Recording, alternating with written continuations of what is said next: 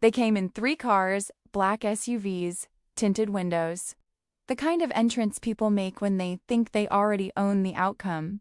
7:40 in the morning. I hadn't even finished my first cup of coffee. Margaret Holloway, HOA President of Maplewood Estates. 143 luxury homes. And not a single one built without control. They stood on my driveway like they owned the place, like they'd already won something. I didn't rush. People tell you everything you need to know if you watch them long enough. That letter in her hand. She thought it was the end of something. What she didn't know was that every drop of water under their perfect lawns belonged to me.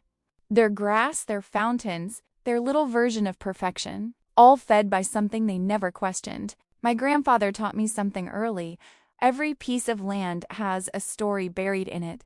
And if you don't learn that story, someone else will use it against you. Margaret had already made up her mind about me. She thought I was just a farmer. She thought I hadn't done my homework. She was wrong. Because the moment she handed me that letter, she walked into a fight she could never win. My grandfather, Elias Rains, came to Haskell County in the spring of 1951. He arrived with $40 in his front pocket, a mule named Dutch, and a hand-drawn land survey map rolled tight under his arm. He'd gotten the map from a surveyor in the next county who owed him a favor, payment for 3 weeks of fence repair work grandfather had done the previous fall. The land he was looking at wasn't pretty. It wasn't the black soil that the established families fought over, the rich bottomland that produced corn without argument. The parcel grandfather was considering sat on the eastern edge of the county, rocky and pale, with surface soil so thin you could scratch it with a boot heel and hit limestone. The old-timers called it the dead zone. They said nothing grew there worth growing. They said a man would break himself trying. Grandfather bought it anyway. 40 acres for $200, which was most of what he had. His neighbors thought he was a fool. His brother drove out from Amarillo to talk sense into him and went home shaking his head. The county extension agent, a man named Dobbins, rode out and told grandfather, kindly, meaning well, that he'd made a mistake he couldn't recover from. But grandfather Rains had noticed something on that survey map that nobody else had. A contour line, a subtle depression in the limestone shelf marked with a question mark and the notation, possible subsurface drainage feature. He didn't know geology, he'd never taken a science class in his life, but he'd grown up watching where water went after rain, where animals gathered in dry summers, where the grass stayed green a week longer than everywhere else. He drilled. It took 3 months and nearly broke him financially. He went 40 feet, 60 feet, 80 feet, and then on a Thursday afternoon in September of 1951. Dutch shied away from the drill rig and the ground beneath them shook once, softly, like something sighing. Water came up cold and clean and steady. He'd found the limestone aquifer, a formation the size of 3 football fields, sitting underground everyone else had written off. Ancient water, trapped in porous rock, patient as stone itself, waiting for someone with enough sense to find it. Grandfather filed his water rights claim with the state in 1953. Registered under the prior appropriation doctrine, first in time, first in right. He paid the filing fee, recorded it with the county, and from that year forward paid the annual maintenance fee without fail, even in the lean years, even when the farm barely broke even. He turned 40 acres into 340, buying up surrounding parcels as neighbors sold, always paying fair prices. By the time he died, he'd built one of the most productive mid-sized operations in the county. He left it to my father, who left it to me, along with one handwritten note tucked inside a manila envelope. The land feeds you, the water protects you. Never sell either. The man who controls the water controls more than he knows. I read that note when I was 19. I've read it 50 times since. When Harlan Webb's estate went to auction, 1,012 acres sitting on our eastern fence line, I didn't hesitate. I'd had the land quietly surveyed. 2 years earlier, after Webb's health started failing, the survey confirmed what I already believed. The Webb parcel sat directly on top of the eastern extension of Grandfather's Aquifer. Same formation, continuous limestone, same water table. And above that land, on the western edge, I knew exactly what sat there. I'd watched it go up over 12 years, 143 luxury homes, a clubhouse with a resort-style pool, a fountain that ran day and night, and 8 acres of managed green space kept emerald green through droughts that turned the rest of the county the color of straw. Maplewood Estates. 3 wells sunk into the ground, drawing water every morning from my grandfather's aquifer. They just didn't know the aquifer had an owner. They were about to find out. The cease and desist arrived on a Tuesday in late October, 3 weeks before the Webb auction was scheduled to close. Diego, my farmhand of 11 years, brought it in from the mailbox holding the large envelope at arm's length. "This one's got a law firm return address," he said. It ran 4 pages. A cover letter on heavy cream stationery from Whitmore. Albrecht and Stain, attorneys at law, retained by the Maplewood Estates homeowners Association. The remaining 3 pages were the actual cease and desist order, stamped and notarized. It cited 3 grounds for action. First, agricultural noise ordinance violations, specifically the operation of harvest equipment during restricted morning hours. I checked the dates listed. The ordinance they cited applied to residential areas. My land was zoned agricultural, no legal basis. Second, dust migration affecting property values. They wanted me to install, along 200 yards of shared fence line. Their helpfully included cost estimate ran to $40,000. Third, and this was the one that made me set down my coffee and read the paragraph twice, potential interference with the residential character and property value ecosystem of the Maplewood Estates community, resulting from my proposed acquisition of the Webb parcel. They were asking a judge to issue a temporary injunction blocking the sale. Residential character. I'd been farming this land since before half their houses had foundations. I called Patricia Owens, my attorney, a land rights specialist out of the county seat, the kind of lawyer who read every footnote twice before she spoke. She went quiet for a full 20 seconds after I finished reading her the cease and desist. Then, "Caleb, do you still have your grandfather's original water rights documentation? All of it? Every page? Fireproof box in the study. And the Webb auction escrow? Closes Friday the 14th. A long pause. Don't respond to this letter. Not one word. Let me make some calls first. I need 24 hours. She was quiet. Another beat. Whoever filed this has made a significant strategic error. But I want to confirm something before I tell you what it is. I trusted Patricia. I hung up, pulled on my boots, and walked the eastern fence line. 6 weeks without meaningful rain. On the Maplewood side, sprinkler heads, popping up in their morning cycle, arcs of water across perfect green grass. The clubhouse fountain running in full display. On my side, cracked soil, dust in the still air, the honest, unglamorous look of working land in a dry season. And underneath both of us, feeding their fountains and their sprinklers and their managed green spaces, my water. My grandfather's water.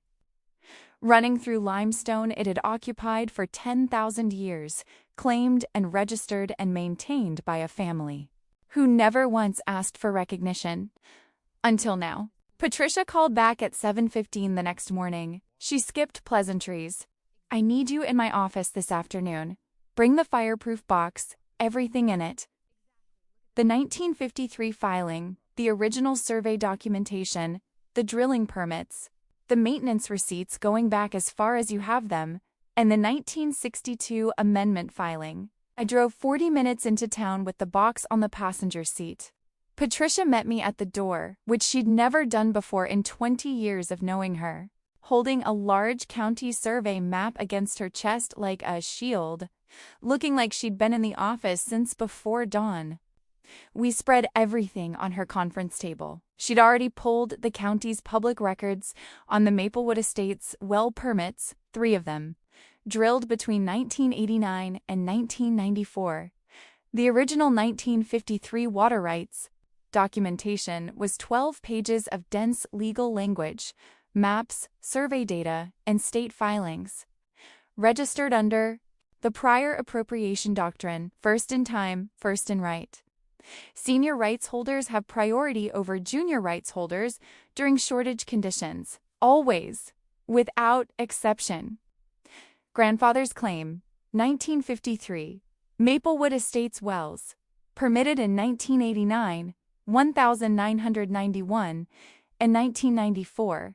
Patricia placed the county survey map between us and pointed to a blue highlighted boundary line she'd drawn herself.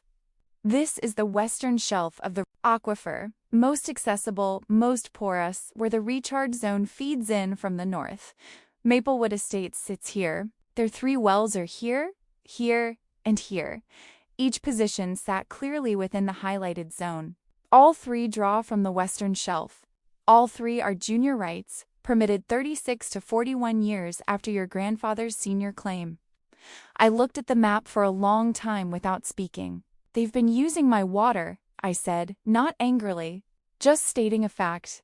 They've been using water from a formation on which your family holds senior rights, Patricia said carefully. In normal precipitation years, there's enough for everyone, and priority law never gets invoked. No one thinks about it. No one goes looking. She folded her hands. But in drought-level conditions, which this county has experienced in 3 of the last 5 years, priority law kicks in. Senior rights holders have the legal authority to petition for junior rights shutdown orders. I looked up, which means in any drought year, I could petition to have all 3 Maplewood Estates wells shut down. Until adequate recharge levels are restored, yes. She said it plainly. Their irrigation system, gone. Clubhouse fountain, gone. Landscaping, dead within 2 weeks in summer conditions. The room was quiet. Outside, I could hear traffic on Main Street, someone's radio in the hardware store below. But I don't want to hurt those families, I said, the first thing I was certain of. Those are just people living in their houses. They didn't pick the wells. They bought homes in good faith. I know, Patricia said. And that's exactly why we're not going to use this as a weapon. We're going to use it as a negotiation. She looked at me steadily. The cease and desist they filed, that was their opening move in what they assumed. It was a one-sided game. We don't have to threaten anyone. We just have to show them the board. What do we show them? The truth, she said simply. The filing date, the survey data, the priority law. And the fact that your family has been effectively subsidizing the water supply of 143 luxury homes for 30 years without acknowledgement or compensation. She paused. Send the letter, Caleb. I nodded. Send it. She came back the following Monday, alone, no lawyers, no zoning officer, no clipboard, no SUVs. Just Margaret Holloway in a pale blue blouse and sensible shoes, parking a silver sedan at the end of my driveway and walking up to the porch with the careful, measured steps of a woman who has rehearsed what she's about to say and still isn't entirely sure of it. She looked like she'd had a very hard weekend. I'd heard through the county grapevine that Patricia's letter had reached the HOA's legal counsel Friday afternoon.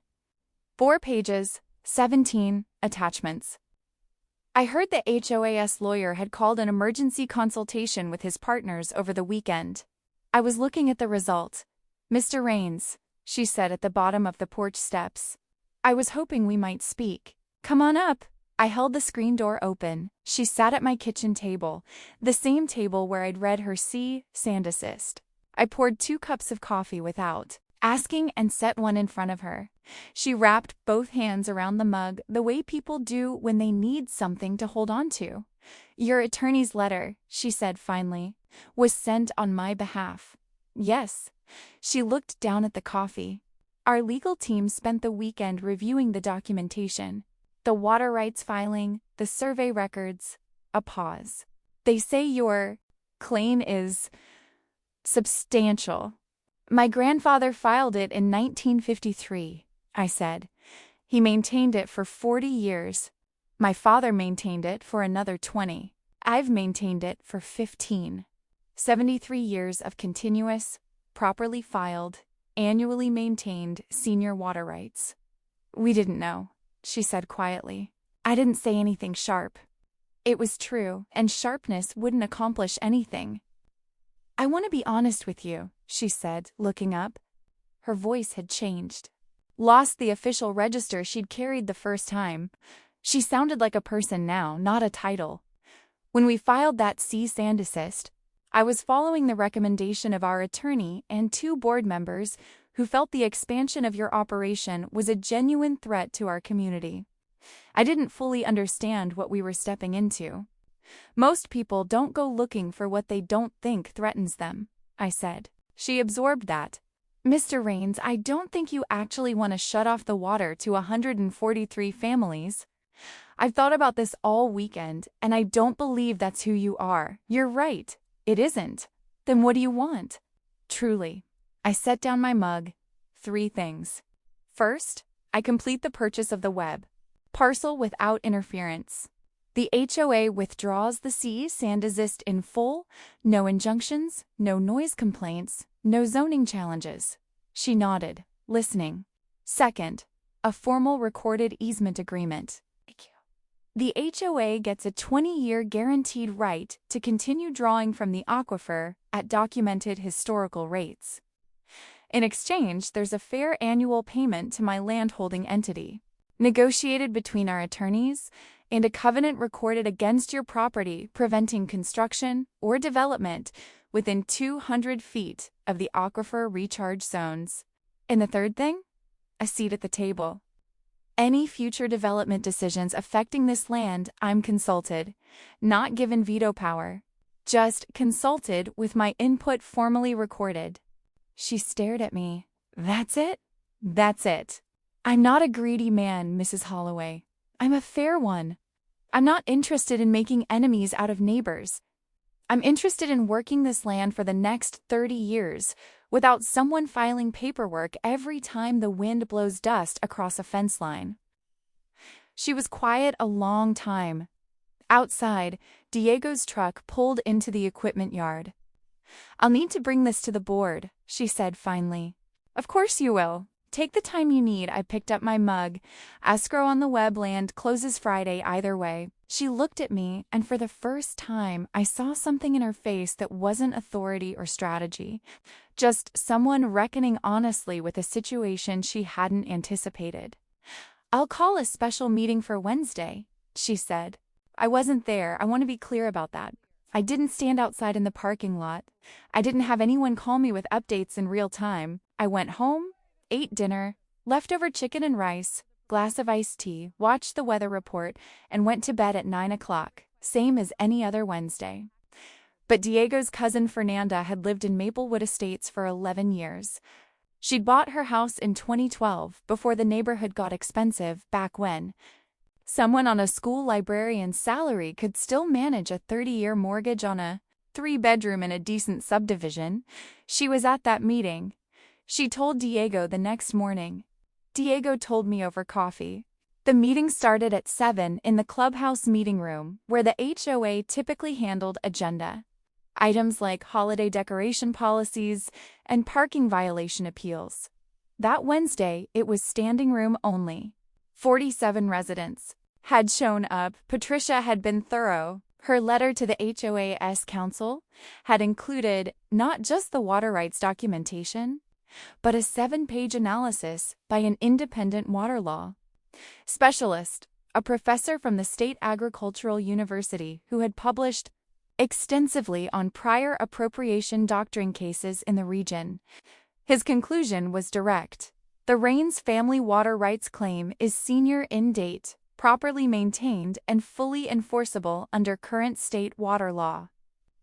In any drought level shortage declaration, of which this county has experienced 3 in the past 5 years, the Rains claim would be entitled to priority fulfillment before any junior rights receive allocation. The HOA had retained their own specialist over the weekend. His memo ran 1 page. It began, "The Rains claim is legally airtight." 1 page. That was all he needed. Fernanda said the board presented both analyses to the assembled residents. The room went very quiet when the implications became clear. One woman in the 3rd row said, "So they can just turn off our water?" And the HOA attorney said, "During a priority shortage event, yes, that is the legal framework." The debate ran 2 hours. 3 board members argued for a legal challenge, contesting the 1953 filing on grounds of abandonment. Their own specialist had already told them this argument would likely fail, and legal costs were estimated between $300,000 and $400,000 before any judge saw the first page. 2 board members argued for immediate negotiation. Margaret Holloway said very little for the first 90 minutes. Fernanda said she sat at the front of the room and listened, apparently not her usual style. When she finally spoke, she stood and laid out the situation the way a good executive does, without softening it, without drama, just the plain shape of the thing. A legal challenge was their right, but low odds of success. Litigation costs would exhaust HOA reserves and likely require a special assessment, every homeowner receiving a bill. During litigation, any drought declaration could still trigger a priority notice. Property values in a neighborhood with contested water supply would not appreciate. Some residents with certain mortgage structures might face lender notification requirements. "We are not in a strong position," she said. "And the man making the offer across the fence is not asking for our surrender. He's asking for fairness." The vote was 5-1 to pursue negotiation. The holdout was Gerald Pratt. Moved in from out of state 4 years earlier, ran the Architectural Review Committee like a personal fiefdom. He stood after the vote and said, loud enough for the back of the room, "We cannot allow a farmer to dictate the future of this community. That is not what this neighborhood was built for." Fernanda said the room went very quiet. Margaret Holloway looked at him from the front. She said, "Gerald, that farmer's family was here 50 years before the first nail was driven into this subdivision. His grandfather filed a water claim when this was all open land. I'd say he's earned a seat at the table, and frankly, the fact that he's offering us a 20-year guaranteed agreement instead of a priority shutdown notice says more about his character than our cease and desist letter says about ours." Nobody said anything after that. The meeting adjourned at 9:15. I heard all of it from Diego the next morning. I drank my coffee and listened and didn't say much. "How do you feel about it?" Diego asked. "Same as I felt before," I said. "Let's get the fence line survey done before Friday." The escrow and the web parcel closed on Friday at 2:14 in the afternoon. I was in Patricia's office when the call came in from the title company.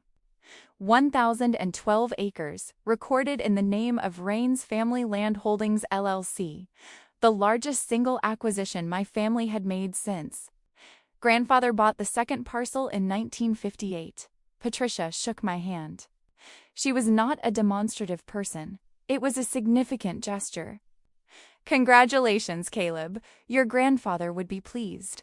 I thought about a man with $40 and a mule and a map he'd gotten from a surveyor who owed him a favor, standing on pale, rocky ground that everyone else had written off, seeing something nobody else had bothered to look for.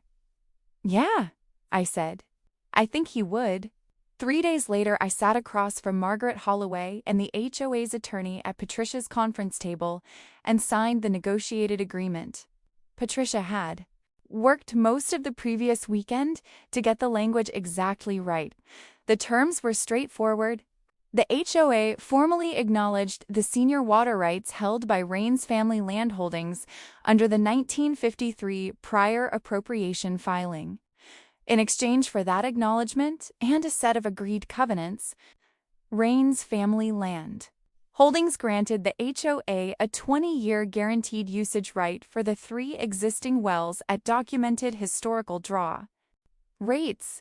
The HOA would pay an annual fee, negotiated to fair market rate for agricultural water rights in the region, into a dedicated land stewardship account.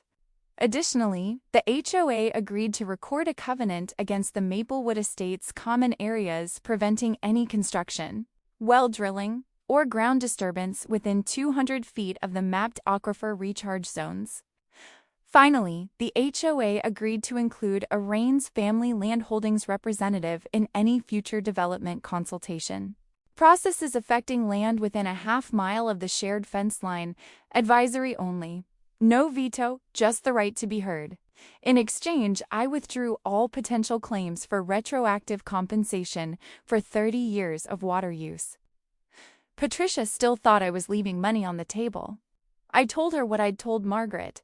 My grandfather hadn't filed that water claim to get rich off his neighbors. He'd filed it to protect what was his. Fairness has a different shape than profit.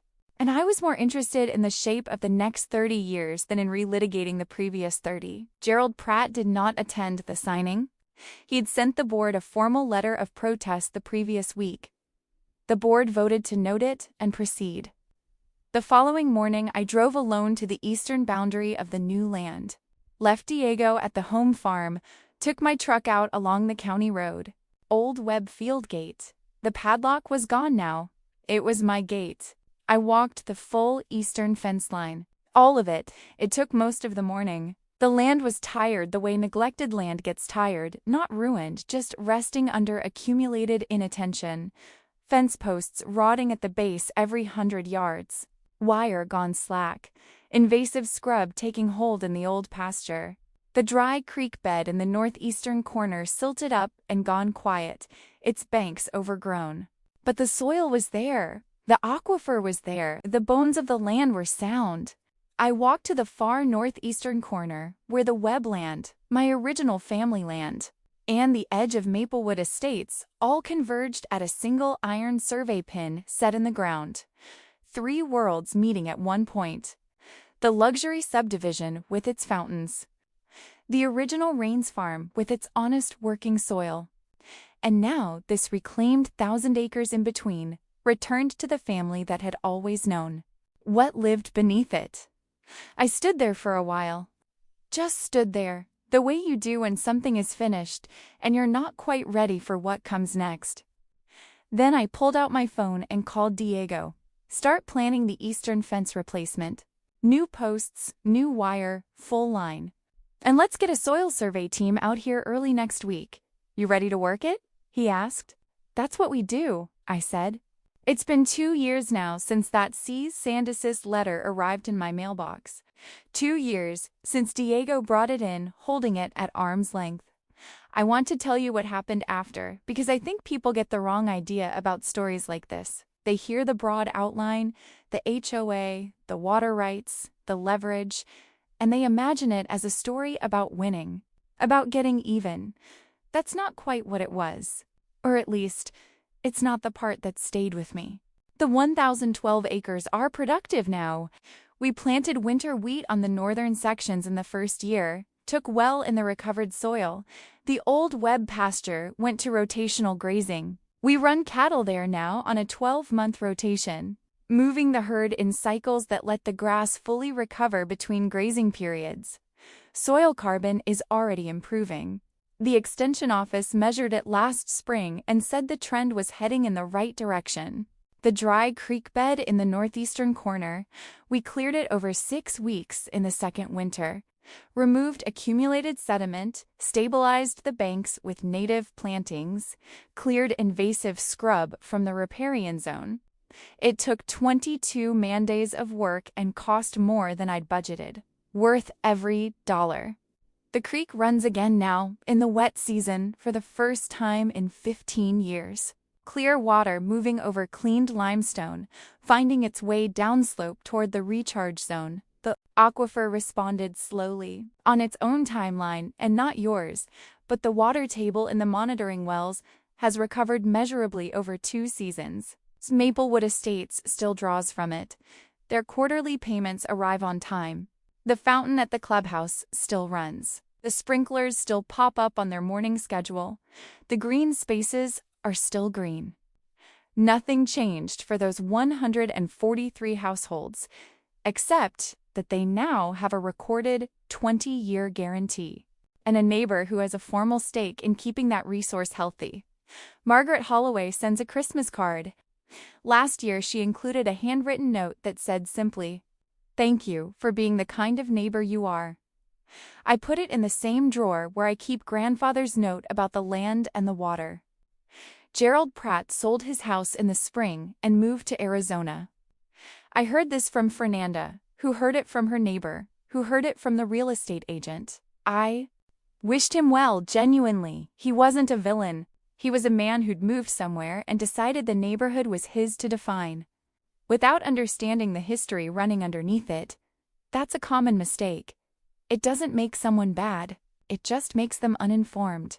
The Land Stewardship Account now funds a program I started last year with the County Agricultural Extension Office, workshops, 4 times a year, for young farmers and agricultural landowners. We teach them how to read old deeds, how to understand prior appropriation doctrine and water rights filing procedures, how to locate public records and survey documents, how to know what they already own before someone else decides to claim it. 14 people attended the first workshop, 26 came to the second. Last fall, we had 41, with a waiting list. Because here is what I've come to understand, working this land for 30 years. Reading the documents my grandfather left, sitting across the kitchen table from the HOA president who came back alone without our lawyers. Real power, the lasting kind, the kind that holds up under pressure and survives decades and protects the people who come after you, doesn't live in the confrontation. It lives in the preparation. It lives in the small, unflashy acts of doing things right when nobody's watching, and there's no immediate reason to be that careful. My grandfather filed his water rights claim in 1953. He paid a filing fee, he got a survey done, he paid the annual maintenance fee every year, even in the lean years, even when it didn't seem to matter. He kept the records in a fireproof box. He wrote a note to his descendants explaining what he'd done and why. He wasn't preparing for an HOA conflict. He wasn't laying a trap. He was just doing what was right, protecting what was his in the proper legal manner, with the long view in mind. He trusted that the land would protect those who protected it. 70 years later, that careful, unglamorous, entirely undramatic act of doing things right stood between me and people who assumed they could file a cease and desist and watch me fold. The HOA tried to stop my farm deal. They didn't know I controlled their water. But the real story, the one I think about when I walk the eastern fence line on a morning like this one, with the creek running and the wheat coming up green and the aquifer steady in the ground beneath my boots, is simpler than leverage. The water was always there, patient, doing what water does in limestone, finding every crack, filling every space, waiting without urgency for things to be recognized. My grandfather recognized it in 1951. He staked his claim. He did the paperwork. He trusted his children to understand why. All I had to do was know what I owned and take care of it well enough that it took care of me in return. That's the whole story. That's all of it.